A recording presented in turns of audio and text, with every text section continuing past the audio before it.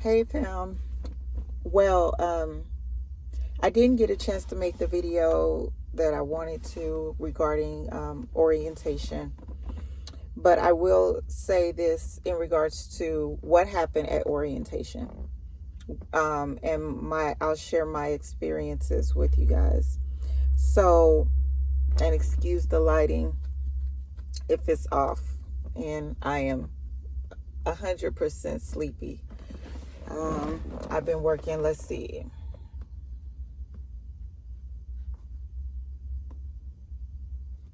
I've worked 8 days straight so far, but that's another video. So, orientation. What they talked about basically was the EIN numbers,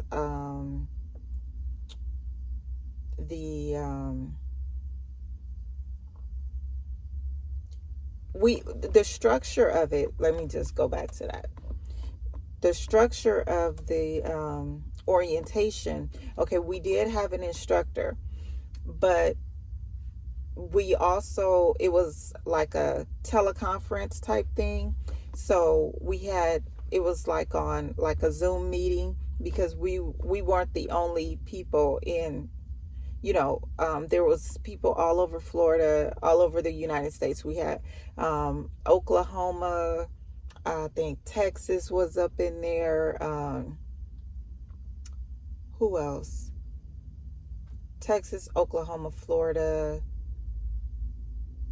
I think Alabama was in there. It was quite a few states. And there was one, there was an instructor for the teleconference, and then there was a coordinator for the teleconference that we were having, or the Zoom conference, that they were the person that was hosting the Zoom orientation. And then we had an instructor, a physical instructor in the class that would stop and tell us, what papers to fill out or what have you. So, let me think. What else did we do? We just learned like I said, they gave us, I don't have my notes. They gave us our EIN. They told us when we would be, working. If you have, our class was very, very small. The physical classroom, I think it was, I'm an MHA, another girl, another lady, she was an MHA. There was supposed to be another, like 2 or 3 more people, I believe, in our classroom. There was one carrier, and then my husband, which is a TTO. But the only people that showed up, oh yeah, let me say this: be on time. Be on time, be on time, be on time, be on time, be on time. Be on time. Be on time. Expect the unexpected. So if you live 5 minutes away from where you need to be for the post office, your orientation, go ahead and just leave an hour early. Because anything can happen. We were not far at all, and we left like an hour early, and I think we were like, not even 10 minutes away, but we left an hour early. We were the first ones there, my husband and I, and we had to, go to the gate, let them know that we were here, say we were here for orientation. But nobody came out.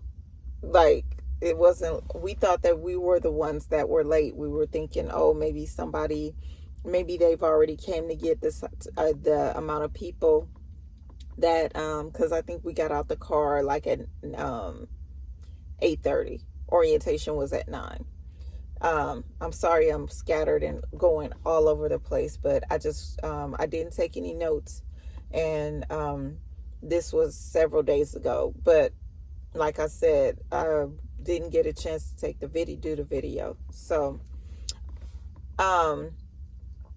we were thinking that maybe people were already in there, but they weren't.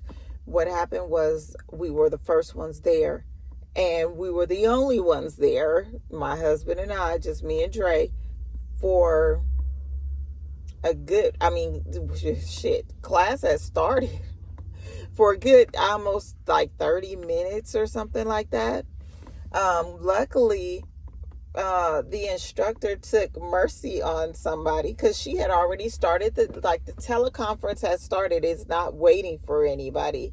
So I was taking notes and everything, but of course I left my notepad, so I can't go into details about that, but I know be on time because she was like, y'all the only two here.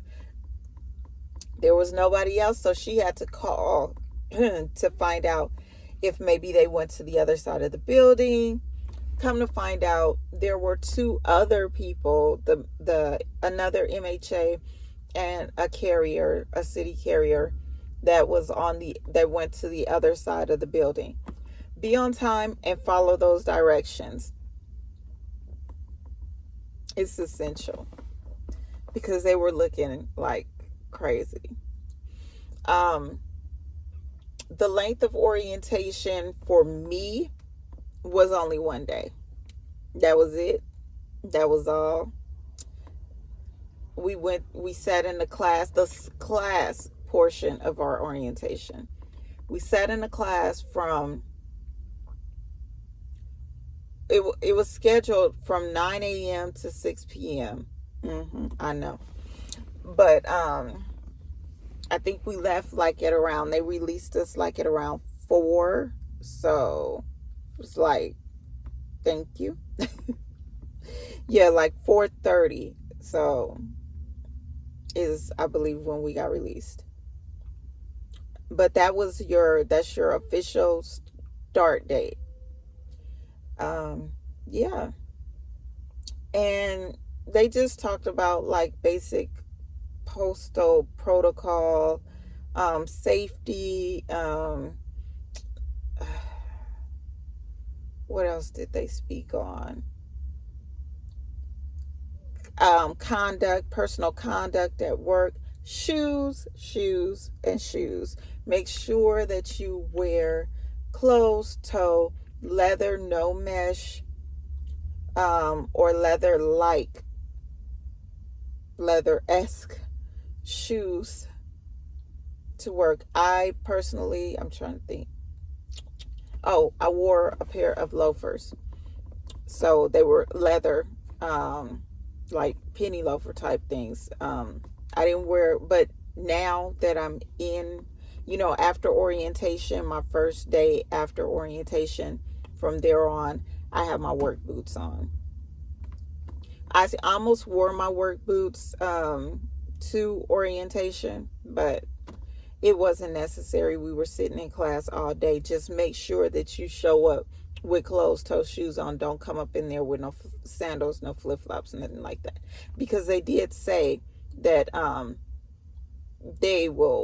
you could be turned away and you'll have to be rescheduled.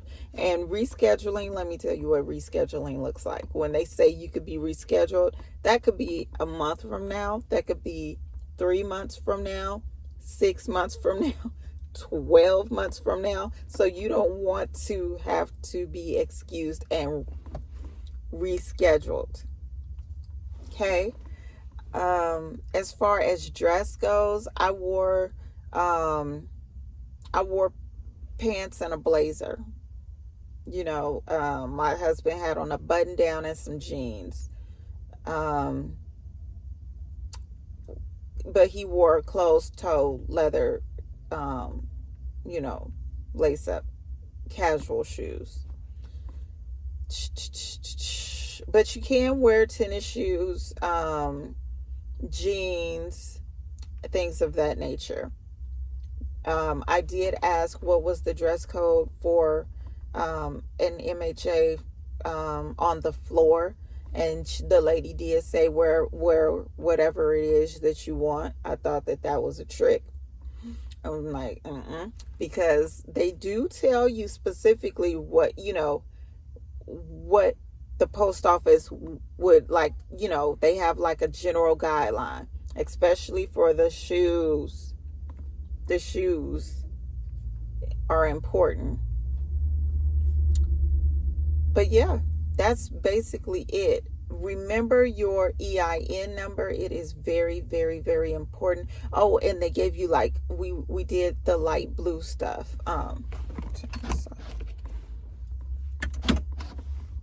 Before orientation, we received our like an email or whatever stating to set up the light blue. I think it was like 2 or 3 days before orientation. And so we did, have that done. If you get your email, make sure you have that done before you get to orientation, because you're gonna, they're gonna take you in there. They did us. We set up, what did we set up? Oh, we had to wait to like set up direct deposit or whatever. It took a few days.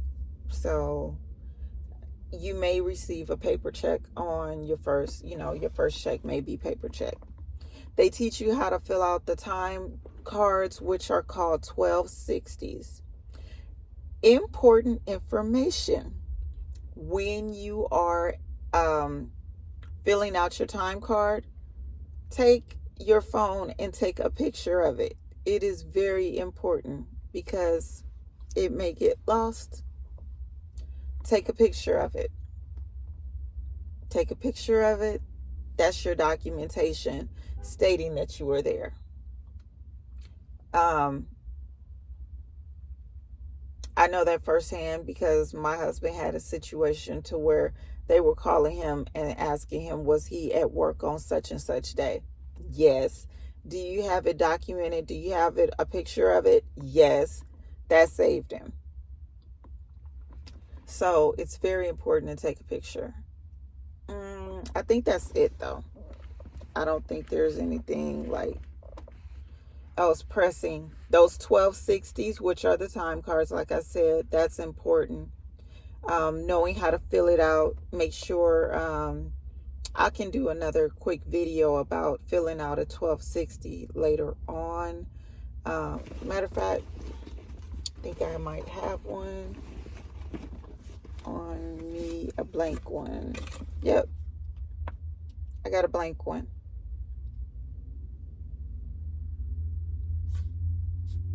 Yeah, so I'll cover this part up. But it looks something like this, if you can see it. And what you do, all they're asking is for you to put in like the dates. You're gonna put the ring type, and the ring type is like begin tour. Your tour is your shift. Out for lunch, in for lunch, and in tour, which is ET. Out for lunch, OL, in for lunch, IL, and ET, which is in tour. Let me see what else.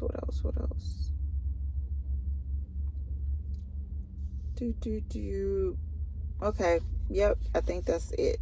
I don't want to show too much because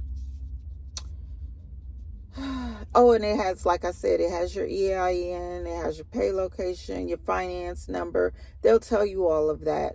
And your time is military time. So if you are not familiar with military time, they do give you like a little sheet, but my suggestion for you would be to go ahead and start studying your military time, because everything at the USPS is in military time. Yeah. And if it's like 12:30 when you're ending like a tour or something like that, and you're putting it on your time card, then you want to put, instead of 12:30, then you put 12.50. I know. I know. Which is half. I mean, that's how they go. That's how they do it. At least as of today, when you're seeing this video, 2022. That's how it's going. What else? Yeah. That was my experience. Like, it was really light. It was light. And it was probably light because there was very few people in our class. Like, there wasn't even 10 people in our class. So it was light and it was comfortable, and we were free to ask as many questions as we wanted. The videos are long and they're tedious. Please do not go to sleep, because that's a problem. It's a problem. You have to be up, coherent, and absorbing information, and it's respectful to do so. So enjoy your experience with the USPS. I know so far I am very tired right now because I have not been to sleep, but I'm getting through it. And yeah, I'm looking forward to the pay. Check, check, check, and more checks. So I think that's it. If you guys have any questions or anything like that, I can only give you my experience. I can only give you my experience. I'm not offering any advice. I'm just giving my personal experience with the United States Postal Service as an employee, MHA, mail handler. Okay? I hope this was helpful. Yeah, just show up and be on time. And that's half the battle. Love you guys. Peace and have a blessed day and good luck.